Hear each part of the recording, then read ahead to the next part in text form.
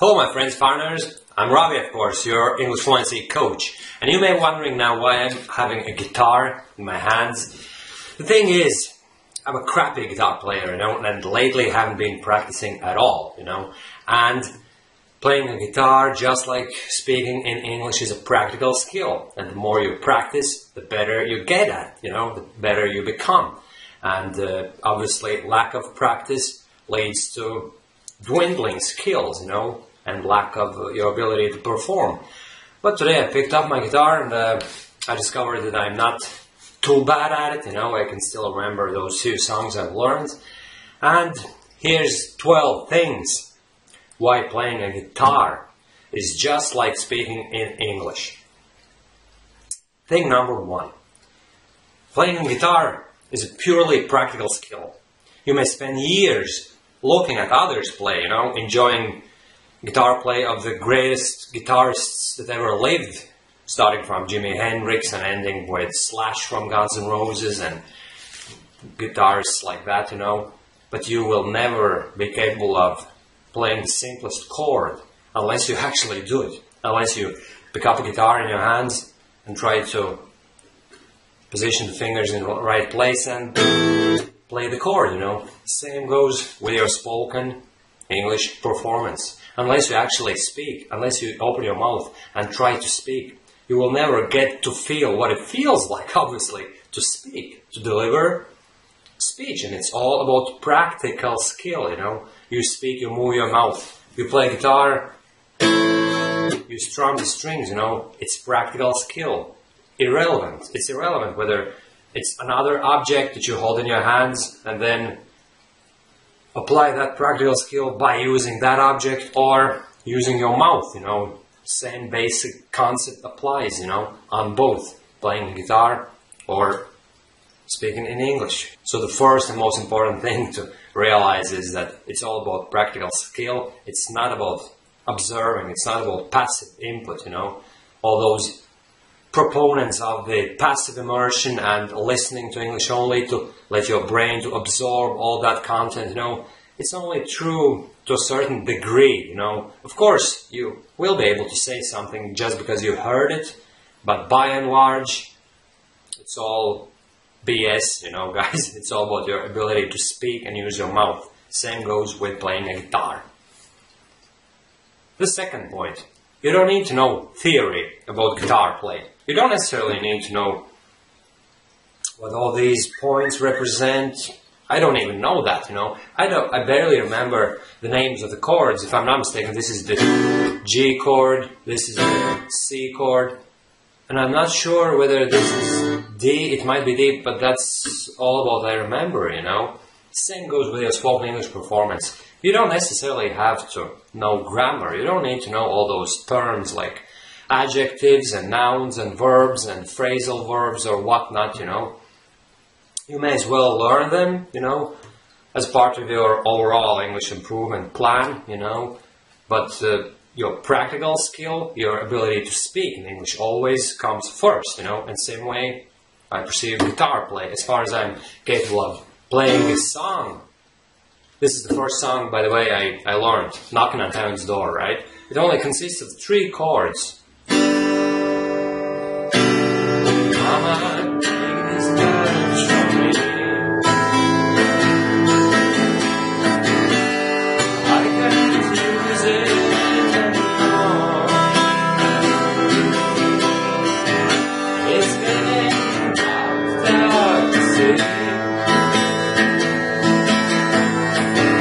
Feels like I'm knocking on heaven's door. Oh, yeah. 4 chords actually. This was the third, the fourth chord obviously, yes. So anyway, the thing is I don't even know what those chords represent. I wouldn't be able to read them if you gave me a proper sheet of that song where everything would be described in a very technical way, all the notes and everything. I wouldn't be able to read it, but I just know how to play it, And that's all that matters as far as you're capable of delivering, meaning either playing a guitar or speaking. That's all that matters. Point number 3. You can spend 10 years trying to perfect your English, trying to learn everything that there is, you know, all sophisticated vocabulary words and grammar terms and whatnot, and you may spend years and years hammering tens of thousands of words into your brain, and in the process you may try to achieve the perfection of fluency, you know. Or you can go for the simpler option. Start speaking right from the get-go, you know. Go for the conversational fluency, which is achievable in a relatively short space of time.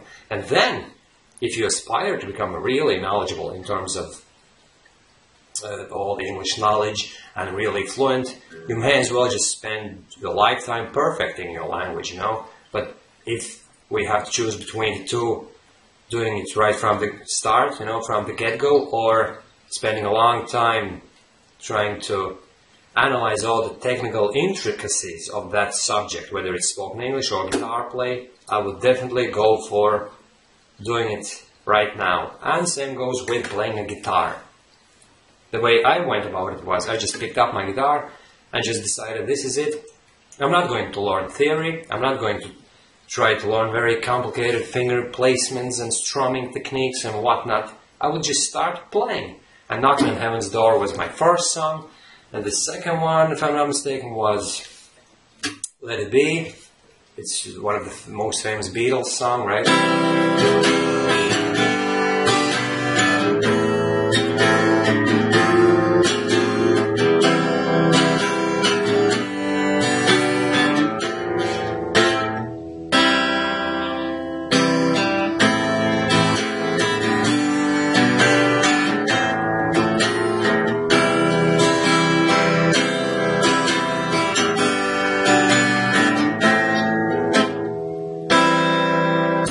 Few mistakes, obviously, you know. It's not about playing a guitar as such, it's just to draw parallels between guitar and your spoken English performance. And obviously my guitar skills have become quite rusty because, as I told you, I haven't been practicing for a good while, but still I remember the main chords, and I remember the succession of chords for those songs that I learned, right? And that's all that matters, you know. If I want, in a few days' time, I would get back to the normal ability to speak, to play those songs, and I would be spending hours and enjoying, you know, myself. Same way, you can start enjoying your ability to speak in English right from the get-go. Just become conversationally fluent, go for acquisition of the most commonly used phrases, expressions, speech patterns, and start speaking, you know. And just like I ignored my few mistakes, well, there were more than just a few, but I ignored them. Same way you have to go about your spoken English performance. Just ignore those small imperfections. As far as the bigger picture is okay, you know, as far as you are understood, as far as you can deliver a normal speech, you're just fine. The fourth similarity between spoken English performance and playing a guitar is the fact that when you play guitar, you use chords, combinations of strings, you know. You don't use individual strings. Of course, there are techniques where you can pick individual strings, but still, it blends together, forming the same chords. So technically speaking, whether you strum all strings at once or pick them individually, there is no big difference. The same way, English language consists of word groups. If we imagine that each string represents an individual word, obviously we have to speak using phrases, word combos, word combinations, idiomatic expressions, collocations, all that sort of stuff, you know. And why it's not so obvious when it comes to speaking in English, and why it's common knowledge when it comes to playing guitar, it's all because of the industry. The industry has led you to believe that in order to speak, well, it's not even about speaking. The biggest problem is that the industry is not even focused on speaking. It's all geared towards written assessments and all that sort of thing. So you have developed the ability to write, to construct grammatically correct sentences on a paper, and when you speak, you do the same process in your head, and you stick individual words together, more or less, you know, and no one actually tells you, listen guys, this is how we're going to go about your spoken English development. We're going to focus on your spoken language, and we'll focus on phraseology. It just doesn't happen in the mainstream English teaching industry, does it? Of course it doesn't. You know, everyone is focused on grammar, on breaking down sentences, analyzing them, and then obviously breakdown leads to individual parts, and you just believe it. It kind of goes without saying that individual words are the basic units, and you stick them together, and your speech is hesitant, interrupted, you know, just because your brain can't handle it. Naturally, you are geared, you are wired to speak using short word bursts, you know, you speak by using short phrases. And the same goes with the guitar play, but the difference is it's quite obvious with the guitar because it's all about practical skill to position your fingers properly, you know, and strum strings and all these different individual strings represent one chord, but it's not the same how spoken language, how English in general is approached by the mainstream teaching industry. But nonetheless, that's the parallel I'm drawing, you know. Chords represent word combinations, so you may as well just embrace that concept. Point number 5. Any complicated chord can be reduced, can be simplified, you know. And where you watch a very advanced guitar player using hundreds of different finger placements during the song, you know, you can reduce it down to 3 or 4 simple chords and play the same song, you know. I don't see any problem with that, you know.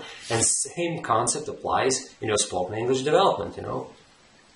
You can use simple language, simple words, simple terms. You can describe any difficult concept using simple language, and there is nothing wrong about it whatsoever, you know.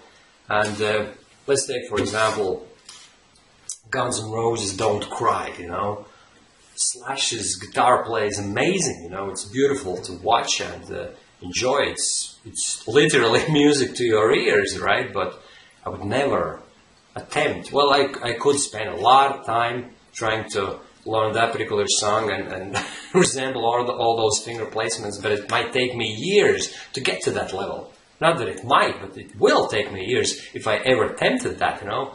But what I'm doing instead, I'm just using a few simple chords, and here you go. This is Don't Cry. Hopefully I won't mess it up too badly, right?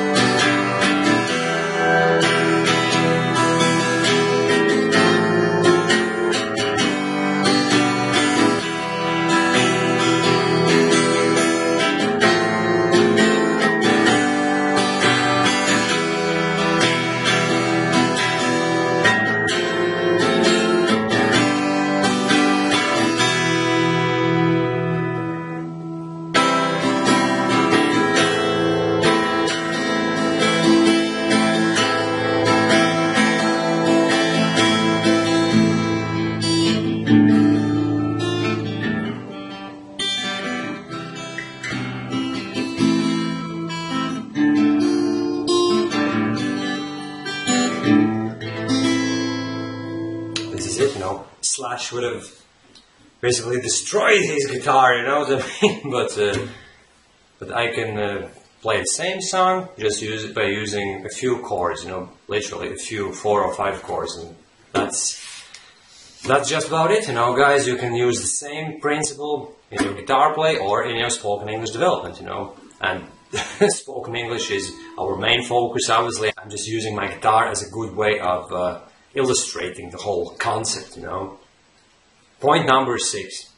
You can play just about any popular song using 3 or 4 main chords, and I'm not exaggerating. It's true, As I told you in the previous point, you can reduce every song down to a few basic chords. And the same way you can actually use those few chords to play just about any popular song, And I'm emphasizing the word popular because I'm not talking about very complicated songs, but popular songs, the mainstream music, pop songs, whatever you call them, all that music that's being cranked out by thousands of different bands, and you hear them on the radio. That's the music I'm referring to, It can all be reduced down to a few chords, and same way you can approach your spoken English performance. You can speak just about any topic by using a handful of the most commonly used expressions and phrases, And a handful is probably an exaggeration, There's more than that necessary to reach a level of conversational fluency, but still, there's not an awful lot that you have to learn to be able to discuss matters that you discuss on a daily basis at work, in a college, on the street, dropping into different institutions like banks and social welfare office, and while doing your shopping or whatever, There's only so many things that you will say on a regular basis. It's the so-called small talk, And the same goes with playing the guitar. By utilizing just a few chords, you can play just about any song, and here we go, right? The Knocking on Heaven's Door.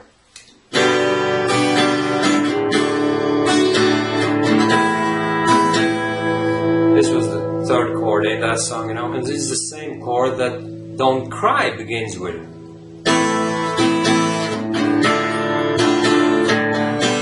This is the same chord, the beginning chord of the Knocking on Heaven's Door. Same chord. Again, this same chord, I don't even know what it's called. Maybe it was the E chord or something, I'm not really sure. I don't care what it's called, I just know when to use it and how to use it, right? And this is It's My Life by Bon Jovi.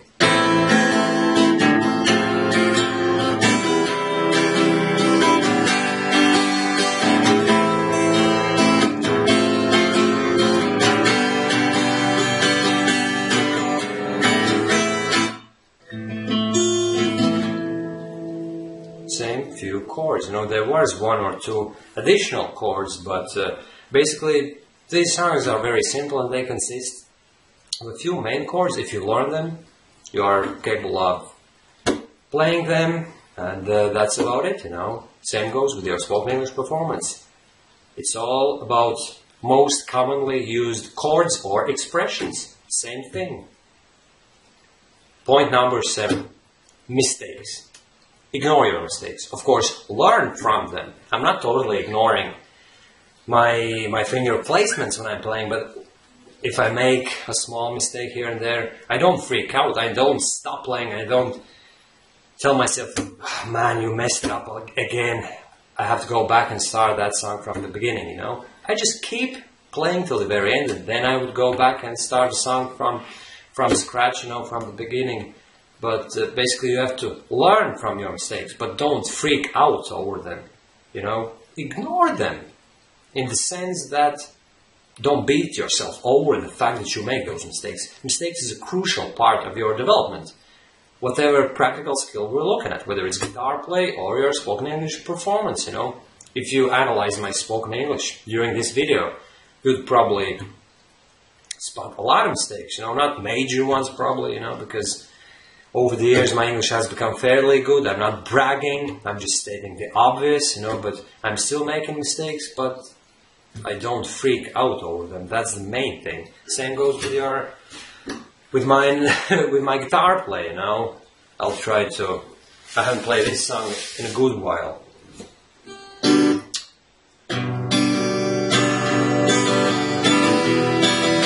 Okay, and I won't mind a minor mistake for as long as the whole song is going on okay, you know, as far as it's understandable. I have to remember the lyrics. That's another issue, you know. Almost 7, yeah. Almost heaven, West Virginia,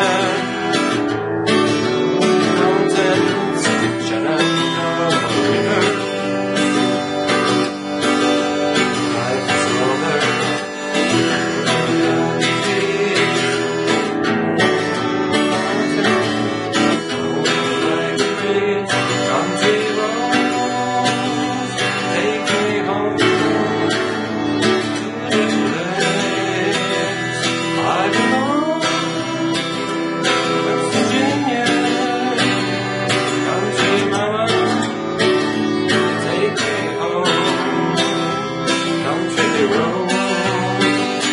Country Roads. I don't know who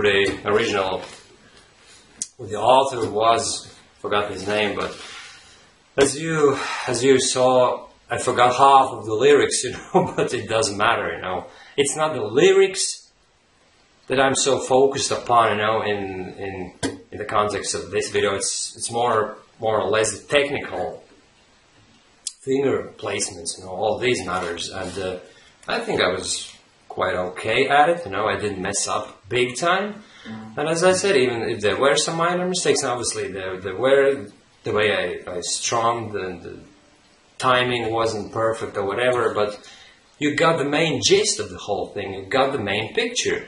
The song was recognizable, I hope, and basically the same concept applies when you speak in English. Don't mind your mistakes, be bold, be daring, and you'll get there, you know. And as I said, I haven't been playing my guitar for a long time. And it's not about whether I believe it or not. I just know that if I was practicing, if I were to practice for 3 weeks straight, you know, I would know these songs perfectly. All the lyrics would come back to me, for starters, but also the technical performance would improve big time. It's all about practice, you know. Same applies in your spoken English performance. It's all about practice, my friends. Point number 8. You have to copy others. I call it mimicking. And the same concept applies when you speak in English. Just listen to what others say and then repeat right after them. And it's crucial to repeat by using your mouth, actually speaking those things out loud, you know. And it happens an awful lot during your daily conversations, actually. If you haven't noticed it, try to pay attention. People actually repeat each other quite a lot. It's especially obvious when someone asks a question and then the other person actually responds by repeating part of that question, you know. And you may want to use that principle when improving your own English, you know. When you hear a new phrase, try to use it in your own speech immediately after. And how the mimicking concept works in playing guitar, it's very simple and straightforward. I've learned all these songs by mimicking others on YouTube. I just go on YouTube, find there's loads, millions of videos, people performing popular songs, and I just copy what they do. I just see what chords they use, and it's simple as, it's very straightforward, you know. It's the most natural skill we have as humans, to mimic others, you know. That's how we learn just about anything. There's actually 2 ways of learning any skill in life. It's either by exploration, you know, by trial and error way, or by mimicking, because mimicking is the surefire way, which means you can't get it wrong, you know, because obviously that person does it right. Well, obviously you have to use some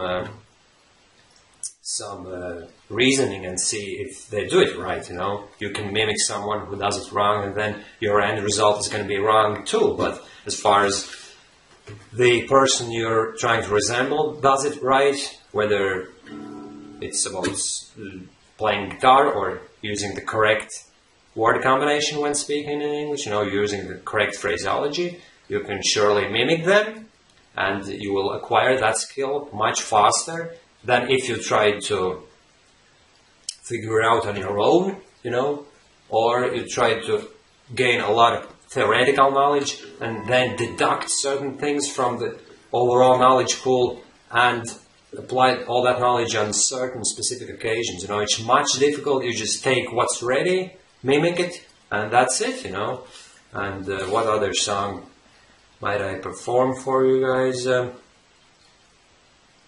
I've played enough anyway, but you get the drill, you get the general idea, don't you? It's all about mimicking and repeating what others do. Point number 9. To learn to play a song or to learn to speak in English, you need to repeat that song many times over. And this is where the repetition and memorization concept comes into play, And basically it's the same thing. To become quite good at something, you need to repeat it over and over and over again many times to settle either that speech pattern into your brain or ingrain all that finger placement patterns, all those finger placement patterns into your fingers, Your fingers, when you play guitar, is the same as your mouth, as your lips when you speak, And there's a constant feedback between your brain and your mouth, between your brain and your fingers, So this chord actually was particularly, you see, I don't even know how to place my fingers to do a particular chord. I know that chord within context, and that's actually another point. It's all about contextual learning, I know succession of chords, you see. Now I got this chord with no problems whatsoever, so this was the most difficult chord for me to learn, because this finger covers the first 2 strings here, and then these fingers go here, and it was very tricky. It took me weeks, literally weeks, to master this one chord, but now it's second nature, especially when done in context, as a succession of chords. And the song that it was used in was Bon Jovi's It's My Life. Oh, sorry. Okay, I got it wrong now. This is the chord.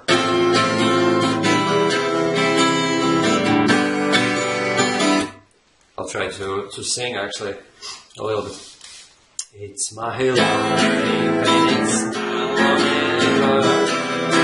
I gotta live forever. I just wanna live what I like. It's mine. My heart is like an open highway. I said I did it my way. I just wanna live what I like.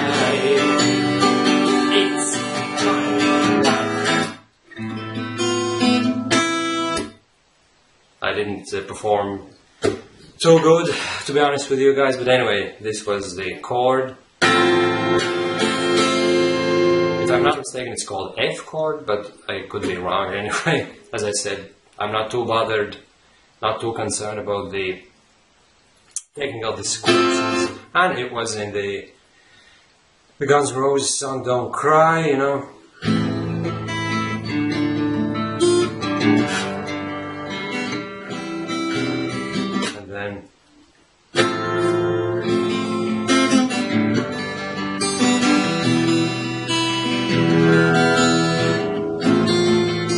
This is the chord. Yeah, the most difficult chord. Now it's become my second nature. It's actually contained in most of those songs anyway, as I told you, because those 5-6 chords repeat all over and over again in most of those popular songs, It's one of the main chords in Let It Be by the Beatles. No, not Let It Be. Yeah, it is Let It Be. Times of trouble, Father Mary comes to me. In the words of wisdom, let it be. This is the chord. Let it be, let it be, let it be, let it be, let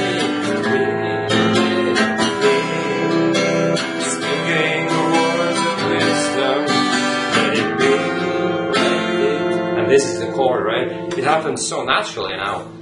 But when I just started, I just couldn't get it right, you know. It's all about it's all a matter of practicing, you know. You have to repeat. Repetition and memorization. Point number 10. Practice is what you need. Obviously, it goes without saying. Without practice, you won't be able to play. And without a lot of practice, you won't be able to speak, you know. I'm speaking with myself a lot on top of having 9-to-5 job where I speak with others in English, because I live in an English-speaking country, obviously, and I communicate with my work colleagues in English. On top of that, I'm spending hours a day speaking with myself, you know. And currently, I'm working on my Fluency Gym Coach project, where I'm recording a lot of videos, and I'm speaking about 3 hours a day in front of a camera, just like I'm doing now, you know. And all that contributes into my fluency. And obviously now I can speak with no problems whatsoever, and it's all about practice. The more you practice, better you get at it, you know. And as the old adage goes, practice makes one perfect. And it's very true, and I don't think there's anything else to add. The more I will practice my guitar play, when I get more time after I'm finished with my Fluency Gym Coach course, you know, I'll probably dedicate 10-15 minutes a day. And that's actually enough to maintain your guitar skills, you know. I'm not going to become brilliant at it, you know. I will have to spend probably an hour at least a day to develop my guitar play to a considerable level, you know, over time. But it's not what I'm aiming for. It's not my aspiration. I just want to learn a few more songs and just spend about 10 minutes a day just relaxing, you know, because I find it's a perfect way to relax, you know. You can just sing along and let your mind wander, you know. And point number 11, you don't necessarily need a band. You don't have to form a band. You don't have to hook up with a bunch of guys and find a drummer, a vocalist, and a bass player who plays bass guitar, whatever. You can just play on your own. Same goes with your spoken English. You can speak with yourself. You know, I'm a big proponent of spoken English self-practice because there are so many advantages. The stress factor is removed, you know. When you speak with yourself, you don't stress out because there's no one to judge you, to be biased in the way you pronounce words, whatever, you know. You can just give your fluency free rein and do a lot of self-practice, and you can play guitar on yourself. You don't necessarily have to be involved in a band, and you don't necessarily have to speak with others to develop your English fluency, you know. Same principle applies on both areas. And point number 12, stress plays a big role in your ability to perform, you know. Speech, guitar, same thing if you are stressed out. And I am a little bit conscious of myself now when I'm speaking, now when I'm playing guitar for you guys, so it wasn't as good as if I were playing on my own, you know. And I imagine that if there were a bunch of people sitting in front of me right now, I would be literally freaking out. I wouldn't be able to play half as good as I can play now, you know. And even now, I'm making a few mistakes, so my performance would be terrible if I had to play in front of others, you know. And it's all a matter of practice, obviously.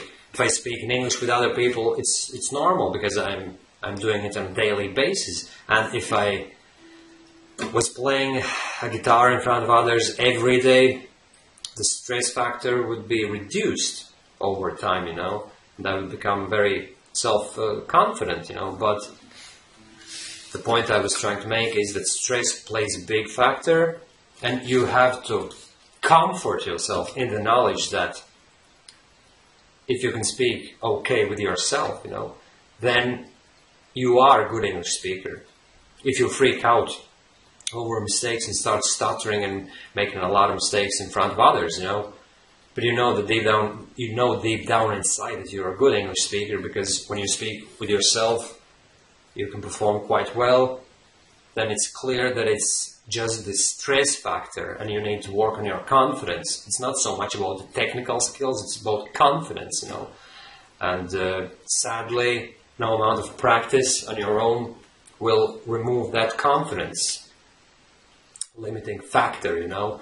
Well, to a certain degree it will, because the better you become in technical terms, the more automatic those skills will get, and even if you're stressed out, you will still be capable of saying something or playing some chords. The amount of mistakes will increase exponentially, probably, and it's a bad thing, but more practice and more practice on your own will lead to better performance in front of others, there's no doubt about that. But stress is a factor that plays a big part in your ability to perform, so you may want to resort to different fluency management techniques. Check out this article that I wrote a while back and apply those fluency management techniques in your daily conversations, and you will see your confidence levels soar through the roof, so to speak. And as far as my ability to play the guitar in front of others, I suppose I just have to play in front of my family every night, and then I'll improve over time, right? But they wouldn't probably listen to me because they're sick of me playing guitar in my own room, they're cover their ears and pray to God so that I would stop playing sooner, because my guitar play is probably that bad, isn't it? Okay, thanks guys for watching this video, and on fishing note, I should probably play something.